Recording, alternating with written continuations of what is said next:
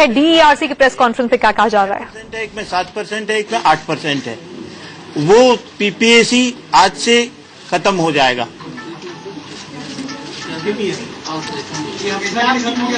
नहीं, आज की अभी खत्म हो गया फिलहाल। तो ये पीपीएसी जो भी होता है, ये जो बीच में पावर की कॉस्ट में कोई एडिशनल चेंज होता है, फ्यूल सरचार्ज होता है जनरेशन कंपनी का, कोल या पेट्रोल या किसी वजह से, उसके कारण से लगाया जाता है। तो आगे अगर पूरे साल में कभी कोई किसी प्राइस की एडिशनल कॉस्ट की आता है तो वो तो अभी फिलहाल कुछ नहीं है, वो तो बाद की बात है। फिलहाल ये पीपीएसी इतना कम हो गया, 6 से 8% जिस भी लग रहा है वो खत्म हो गया है। और जो इंक्रीज किया गया स्लैब वाइज, वो जो 0 से 200 की स्लैब है और 200 से 400 की स्लैब है, उनके में 2.5% का इंक्रीज हुआ है। जो 390 था 0 से 200 का, उसका 400 हो गया, 10 पैसे बढ़ा है, विच इज 2.5%। और 200 से 400 का 580 था, वो 595 हो गया है, 15 पैसा उसमें बढ़ा है, विच इज अगेन 2.5%। तो उनका जैसे 8% अगर पीपीएसी लग रहा था जो हट गया, उसके बजाय 2.5% बढ़ गया।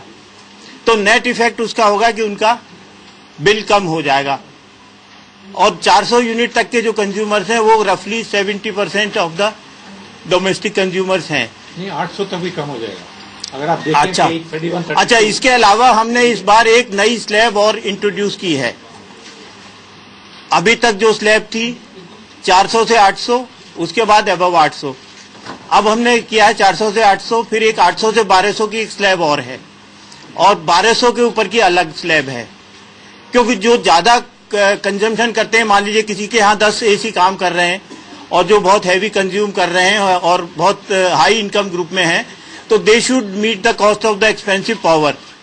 तो उनके स्लैब्स में थोड़ा बढ़ाया गया है। हालांकि जो 800 यूनिट तक भी जो लोग कंज्यूम करेंगे, उस स्लैब का भी बिल कम हो जाएगा, क्योंकि वो सरचार्ज हटने के बाद जो इंक्रीज हो रहा है उसको देखते हुए ये हमने एक सैंपल कैलकुलेशन इसमें दिया है। लास्ट में एक एनेक्सर लगा हुआ है, 31, 32 देखिए, वो आपको उसमें मिल जाएगा। तो बेसिकली ये जो भी अभी रिवीजन हुआ है, इसका इफेक्ट डोमेस्टिक में बिल्कुल बहुत मिनिमल होगा। और डोमेस्टिक में भी जो 800 यूनिट तक का जिनका कंजम्पशन है, उनका बिल अभी कम हो जाएगा, कोई उनका बिल बढ़ेगा नहीं। इसका इफेक्ट डोमेस्टिक में बिल्कुल बहुत मिनिमल होगा। और डोमेस्टिक में भी जो 800 यूनिट तक का जिनका कंजम्पशन है, उनका बिल अभी कम हो जाएगा, कोई उनका बिल बढ़ेगा नहीं। इसके अलावा एक जो टाइम ऑफ डे टैरिफ है, वो अभी लग रहा है डोमेस्टिक को छोड़ के बाकी सभी पे लग रहा है, तो वो कंटिन्यू रहेगा, डोमेस्टिक पे नहीं लगेगा। और डोमेस्टिक के अलावा जो बाकी पे लग रहा है वो 100 किलोवाट तक के कंज्यूमर्स पे लग रहा है अभी, उसको रिड्यूस करके हमने 50 किलोवाट कर दिया है। तो 50 किलोवाट से ऊपर जितने भी डोमेस्टिक के अलावा जो कंज्यूमर्स हैं, उनको टाइम ऑफ डे टैरिफ उन पे अप्लाई होगा। और 25 किलोवाट और 50 किलोवाट के बीच में अगर कोई कंज्यूमर ऑप्ट करना चाहे तो उसको ऑप्शन है। अगर कोई time of day metering avail करना चाहे, उसका बेनिफिट लेना चाहे, तो उसको ये अलाउड है, but it is not mandatory for him. नहीं, डोमेस्टिक पे तो कुछ नहीं है। कमर्शियल और इंडस्ट्रियल के लिए, डोमेस्टिक के अलावा कमर्शियल और इंडस्ट्रियल के लिए ऑल, हाँ, 50 किलोवाट तक तो कंपलसरी है, एंड 25 to 50 के बैंड में इट इज ऑप्शनल। 50 और अप टू 50 तक cover 50 and above, and 25 to 50 is optional. तो अगर कोई लेना चाहे तो ही इज अलाउड, अगर नहीं लेना चाहे तो उसको कोई फोर्स नहीं किया जाएगा। बाकी यहाँ दिल्ली में जो पावर की कॉस्ट बढ़ती जा रही है और कॉस्ट ज्यादा एक्सपेंसिव कॉस्ट है, उसकी वजह से टैरिफ पे भी असर पड़ता है। तो हम लोग ये कोशिश कर रहे हैं कि जो यहाँ की एक्सपेंसिव पावर है उसको हम लोग सरेंडर करें और सस्ती पावर ले सकें। हालांकि जो लॉन्ग टर्म एग्रीमेंट्स है उनमें बहुत इजी नहीं होता है टू सरेंडर। तो यहाँ जैसे एक अरावली पावर प्रोजेक्ट है झज्जर में, उसकी पावर काफी कॉस्टली है, तो वो हमने दिल्ली गवर्नमेंट को भी लिखा था, सेंट्रल गवर्नमेंट को भी लिखा था, और उसका surrender for the time being accept हो गया है। तो हाँ, तो उसकी पावर बहुत कॉस्टली थी, 6 रुपए के करीब पड़ती है। हाँ, तो वो हम सरेंडर कर रहे हैं, वो एक्सेप्ट हो गया है। तो उससे उसका कुछ कितना है? 150 या 200 मेगावाट। हाँ, 150 या 200 मेगावाट है। हाँ, 150-200 मेगावाट है। उससे कितना पैसे का फर्क पड़ेगा सर? नहीं, उससे ओवरऑल पावर कॉस्ट में फर्क पड़ेगा। कॉस्ट कम हो जाएगी। बाकी हम लोगों को एक अल्ट्रा मेगा पावर प्रोजेक्ट है शासन में, उससे भी बिजली हमको अलॉट हो गई है। शासन ये मध्य प्रदेश में कहीं है। हाँ, अल्ट्रा मेगा पावर प्रोजेक्ट है, सिंगरौली एरिया में है उधर मध्य प्रदेश। तो उससे हमें पावर मिलेगी करीब 200-250 मेगावाट। वो 1 रुपए 20 पैसे उसकी कॉस्ट है, तो वो पावर हमें मिलेगी। तो इस तरह हम लोग ये कोशिश कर रहे हैं कि पावर की कॉस्ट कुछ अगर कम होगी तो उससे ये कम हो सके।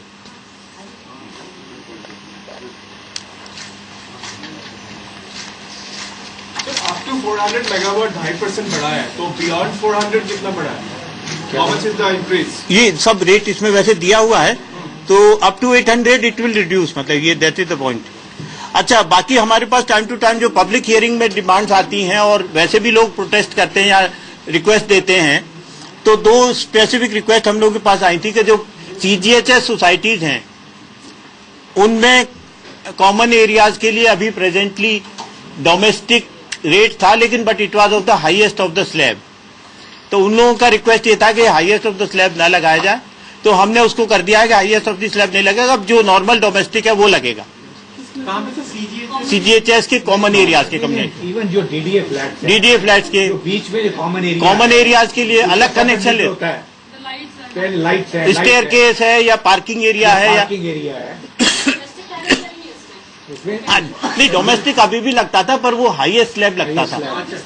Now as per the actual slab consumption पहले 200 यूनिट का सिर्फ 4 रुपए, जैसे डोमेस्टिक कनेक्शन लगता है वैसे ही लगेगा। वैसे ही लगेगा। फ्लैट जो कॉमन सोसाइटीज वगैरह हैं, जो उसमें लोग, हाँ, जो मल्टी स्टोरी है, जो जैसे पहले जिसमें पार्किंग में हाईएस्ट लगता था, हाँ, वो नहीं, हाईएस्ट नहीं लगेगा, नॉर्मल लगेगा। सिर्फ पार्किंग में सर, सिर्फ पार्किंग जो कॉमन एरियाज के लिए था, स्टेयर केस, वो स्टेयर केस है ना, जो भी बिल्डिंग जो भी कॉमन एरियाज के लिए जो भी लेते हैं। एक और डिमांड आई थी हम लोग के पास कि जो पब्लिक पार्क्स हैं डिफरेंट एरियाज में, RWAs के या म्यूनिसिपैलिटी के या जो भी हैं, उनमें नॉन डोमेस्टिक टैरिफ लगता था अभी तक, पब्लिक पार्क्स, तो उसमें अब डोमेस्टिक अलाउ किया जाएगा, because this is for the public purpose. Sir जो सरचार्ज है वो आपने NDMC एरिया भी बताया है? नहीं, अभी बताते हैं, आप उसके बाद बताते हैं। DMC का सब सेपरेट शेड्यूल दिया हमने दिया है, बताते हैं। और तो ये जो चीजें सभी उसको भी अप्लाई करनी है। पब्लिक पार्क में भी डोमेस्टिक लगेगा।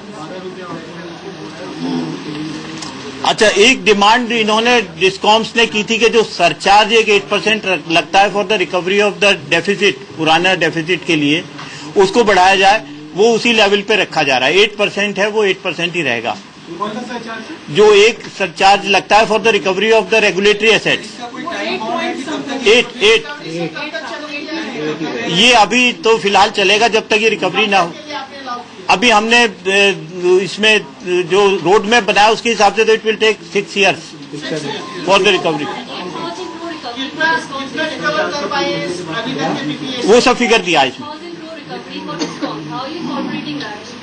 नहीं वो इसमें दिया है सर, रिकवरी जो 8% सरचार्ज है उससे जो रिकवरी हो रही है वो दिया। मैं प्रिंसिपल समझाता हूँ आपको, प्रिंसिपल बड़ा क्लियर है कि जो भी अभी तक रेगुलेटरी एसेट है उसका जो कैरिंग कॉस्ट है वो हमने ARR में डाल दिया, जो टैरिफिंग बीच में आ रहा है, और जो प्रिंसिपल है उसको हटाने, उसको कम करने के लिए ग्रेजुएट वो 8% जो है that will go to reduce the principal amount. Principal down, जैसे ही देखिए अब ये लेगस जो है ना, तो 6 साल में वो पूरा लिक्विडेट होगा। नहीं, जैसे ये देख सकते ये हैं, जैसे 13,000 अब जो up to 12-13 the regulatory asset is, अगर आप जाएं पेज इस पे आपको बताता हूँ, अगर आप जाएं पेज, आपको इतना कॉपी है ना, हाँ, पेज 29 पर जाइए, 29, तो हमारा जो total regulatory asset as on 31 March 2013, देखिए 31 मार्च 2013 तक हमारा रेगुलेटरी एसेट 13,670 है। अब हमने एस्टिमेट किया कि जो इस टैरिफ पे हमने दिया है इसको सिर्फ 1386 करोड़ जो है रिकवर होगा। जो प्रिंसिपल है वो 13,000 से लेकर 12,284 रह जाएगा। तो ऐसे प्रिंसिपल को आगे फिर वो लिक्विडेट होगा ग्रेजुअली, ग्रेजुअली ये प्रिंसिपल लिक्विडेट हो रहा है, बट प्रिंसिपल के ऊपर जो कैरिंग कॉस्ट है वो हमने ARR में डाल दिया ताकि वो कैरिंग फीस में आ जाए। अब इनसे पूछते हैं अगर कुछ पूछना है, अब इनको पूछने थे सर इसलिए I want to know anything और कुछ बताइए। अच्छा दो तीन चीजें और बता दें, एक मिनट, 2-3 चीजें और बता दें आपको। ये है ना, ये बड़ा इम्पोर्टेंट है। जैसे अभी आप क्या कह रहे थे, government school, government hospital, government सब कुछ, क्या होम्स हैं वगैरह, हॉस्टल्स हैं, उनको ही सिर्फ डोमेस्टिक कैटेगरी थी। अब ये बड़ा डिमांड था कि जिन स्कूलों को 90% गवर्नमेंट ग्रांट इन्हें दे रही है, उनको वो कैसे, how are they any different from government schools, तो उनको भी हमने डोमेस्टिक कैरियर अलाउड किया। तो शर्त ये है कि उनको 90% and above grant in aid मिलना चाहिए गवर्नमेंट से। जो ग्रांट इन एड स्कूल्स हैं उनको भी डोमेस्टिक कैरियर दिया जाए। पहले उन सबको वो नॉन डोमेस्टिक कैरियर था। गवर्नमेंट हॉस्पिटल या domestic carrier, but again hospital is also 90% aided, then it will get. दूसरा हमने जो है ना, जो स्मॉल कमर्शियल एस्टेब्लिशमेंट्स जो JJ क्लस्टर्स में जो छोटे मोटे काम करते हैं ना, जैसे वो रेडिएटर रिपेयर वगैरह, पहले 200 यूनिट तक था कि हमको अलाउ करते थे डोमेस्टिक कैरियर। अब हम 400 यूनिट बढ़ा दिए, क्योंकि हम सोचते हैं कि जो थोड़ा छोटा मोटा काम कर रहा है, स्मॉल पैटी जैसे जो कोई शॉप रख रहा है अपने घर में ही काम कर रहा है, हाँ 400 अलाउ हो गया, अप टू 400। वैसे ही कैटल और डेयरी फार्म और धोबी घाट पहले 200 तक था, वो भी हमने 400 से बढ़ा दिया। तो ऐसे हमने करके हमने जो हमें स्टेक होल्डर पब्लिक हियरिंग में जो हमें पॉइंट्स ठीक लगे वो हमने रिलीफ दी है, बट हर एक जगह में रिलीफ नहीं दी। सर और आपके यहाँ कोई डाउट हो तो एक डाउट ये है कि आपने क्या नया PPAC चार्ट लगाएंगे फिर? नहीं, अभी रिव्यू करेंगे, डिस्कॉम्स आपको अप्रोच करेंगे तो क्या आप लगाएंगे? देखिए, अभी जो था वो तो इसमें मर्ज हो गया एक तरह से, वो अबॉलिश हो गया। अब during the year after 6 months, after 3 months अगर कोई एडिशनल कॉस्ट जनरेशन NTPC लगाता है तो that has to be met, otherwise वो फिर उसका आपका एक्यूमुलेट। सुनिए, जुलाई, अगस्त, सितंबर, इसमें अगर इनको कोई एक्स्ट्रा फ्यूल चार्ज लगेगा वो हमें अक्टूबर में बताएंगे, हम उसको नवंबर से चालू करेंगे, जो भी नवंबर तक ये रहेगा। पर that is based on the actual. जैसे अब हमने आज की कॉस्ट एस्टिमेट कर ली, अब इस कॉस्ट के ऊपर कोई कॉस्ट एडिशनल आती है तो वो मीट करनी अगर पड़ेगी। हम नहीं करते, देखिए सुनिए, अगर हम नहीं करते तो एक्यूमुलेट हो जाएगी वो, उसके ऊपर में कैरिंग कॉस्ट लगेगी। सर एक चीज और हमें क्लियरिफिकेशन चाहिए। आपने पिछली बार कहा था इनका एक्यूमुलेटिव जो क्लोजिंग गैप था वो 11,431 मार्च 12 तक था। आपने कहा था 8% हम लगा रहे हैं ताकि इसको रिड्यूस करें। आपने 8% लगा भी दिया, रिड्यूस होने की बजाय बढ़ रहा है। उसके 2 रीजन है, सुनिए उसके, कब तक हम दिल्ली वाले के सर पे कर्जा रहेगा? नहीं, सुनिए तो DERC की प्रेस कॉन्फ्रेंस को आप देख रहे थे। इस वक्त बिजली के दाम बढ़ा दिए गए हैं। राजधानी दिल्ली में बिजली महंगी हो गई है। 4 अलग अलग स्लैब्स में अलग अलग बिजली के दाम बढ़ाए गए हैं। अगर आप 0 से 200 यूनिट कंज्यूम करते हैं अपने घर में या फिर जहां पर भी आप हैं, तो आपको 10 पैसे प्रति यूनिट अब ज्यादा देने होंगे इस बिजली के। अगर आप 201 से 400 यूनिट बिजली का खर्च करते हैं तो 15 पैसे प्रति यूनिट आपको ज्यादा देने होंगे। 401 से 800 यूनिट तक के लिए 50 पैसे दाम बढ़ाए गए हैं और 801 से 1200 यूनिट के लिए ₹1.10 की बढ़ोतरी दामों में कर दी गई है। दिल्ली वालों के लिए बिजली महंगी हो चुकी है। ये नए रेट आज ही से लागू होने वाले हैं। हालांकि तिमाही सरचार्ज जरूर खत्म कर दिया गया है, लेकिन दिल्ली वालों के लिए जो बिजली के दाम है वो अब बढ़ गए हैं। आज से ये नए रेट्स लागू भी हो गए हैं। 4 अलग अलग स्लैब्स में 10 पैसे प्रति यूनिट, 15 पैसे प्रति यूनिट, 50 पैसे प्रति यूनिट और ₹1.10 प्रति यूनिट के हिसाब से बिजली के दाम दिल्ली में बढ़ गए हैं।